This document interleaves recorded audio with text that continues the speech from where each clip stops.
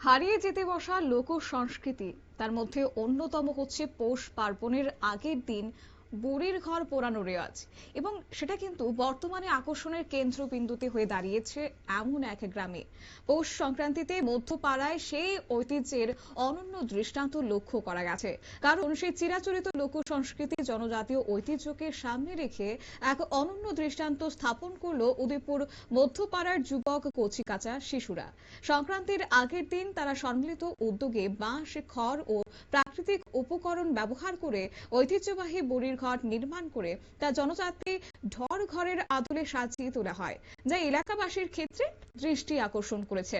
স্থানীয়রা জানিয়েছেন যে বহু প্রতীক্ষিত কিংবা বহু প্রাচীনকাল থেকে এই পৌষ সংক্রান্তি প্রাককালে বুড়ির ঘর বানানোর এই রীতি চলে আসছে। মধ্যপাড়ার শিশু থেকে শুরু করে কিশোর যুবকদের সক্রিয় অংশগ্রহণে এই বছরও সেই প্রথা নতুন রূপে ফিরে এসেছে। সাজসজ্জায় ফুটে উঠেছে গ্রামীণ জীবন, জনজাতীয় সংস্কৃতি, প্রকৃতি নির্ভর জীবনধারার প্রতিচ্ছবি।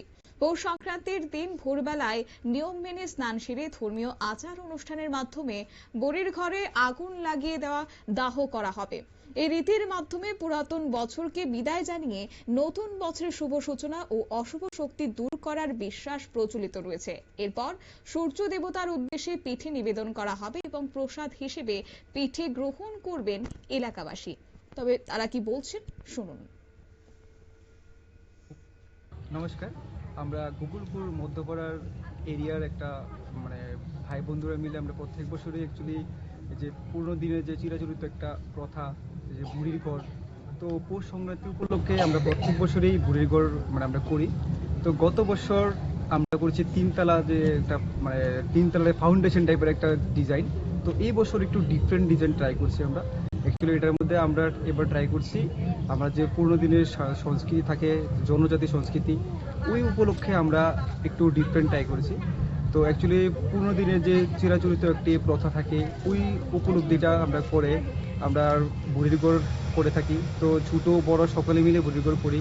তো আমরা কি করি, প্রত্যেক বছর বুড়ির ঘর করে আজকের দিনে আমরা সবাই মিলে আনন্দ ফুর্তি করি, সবাই মিলে সুস্থ সবলভাবে আনন্দ ফুর্তি করে পরের দিন ভোরবেলা আমরা স্নান করে এই ঘরটাকে আমরা আগে প্রথম পুরা দিই, আগুন লাগাই, যেটা চিরাচরিত যে একটা প্রথা থাকে ওই উপলব্ধি করে ওই অনুসারে। তারপর আমরা বাড়িতে গিয়ে পিঠা গ্রহণ করি। প্রথম সূর্য দেবতাকে আমরা পিঠা দিই, তারপর আমরা। আপনারা শুনলেন স্থানীয়দের বক্তব্য, এবং যা কিনা এই ঐতিহ্য এক সামাজিক ঐক্য বজায় রেখেছে, পারস্পরিক সহযোগিতা এবং নতুন প্রজন্মের মধ্যে সংস্কৃতি চর্চার শিক্ষা। বর্তমান সময়ে আধুনিকতার ভিড়ে যখন বহু লোকাচার হারিয়ে যেতে বসেছে, তখন এমন উদ্যোগ নিঃসন্দেহে প্রশংসনীয়। পৌষ সংক্রান্তিকে কেন্দ্র করে মধ্যপাড়ায় উৎসবের আবহ তৈরি হয়েছে। শিশুদের উৎসাহ, যুবকদের শ্রম আর প্রবীণদের অভিজ্ঞতার মেলবন্ধনে ঐতিহ্যবাহী উৎসব যেন নতুন প্রাণ ফিরে পেয়েছে। তবে এই উৎসব, এই ধর্মীয় আচারই প্রমাণ করেছে যে লোক সংস্কৃতি আজ আর হারিয়ে যাচ্ছে না, বরং পুনরায় তা নতুন করে ফিরে আসছে। নিয়েছে ছোট্ট একটি বিজ্ঞাপন বিরতি, সঙ্গে থাকুন।